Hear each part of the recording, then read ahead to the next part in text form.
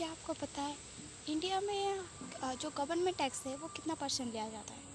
तो पहले अगर हम इनकम के बारे में बात करें तो इंडिया में इनकम टैक्स 5% से लेकर 30% तक लिया जाता है। और उसके बाद आता है क्या, कॉर्पोरेट टैक्स। कॉर्पोरेट टैक्स 8.5% से लेकर 30% तक आता है। और वह सर्विस टैक्स तकरीबन 14% तक आता है। और वही DDT, divide and distribution tax, तकरीबन 15% तक आता है।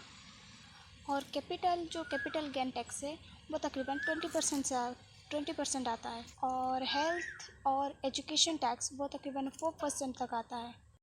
और सरचार्ज जो कि 10% से 37% तक आता है, डिपेंडेंट ऑन योर इनकम। सो अगर हम इसको कंपेयर करें दुबई के टैक्स, अगर हम वही दुबई को हमारे इंडिया से कंपेयर करें तो दुबई में इनकम टैक्स 0% है। और वहाँ आपको इनकम देने की कोई ज़रूरत नहीं।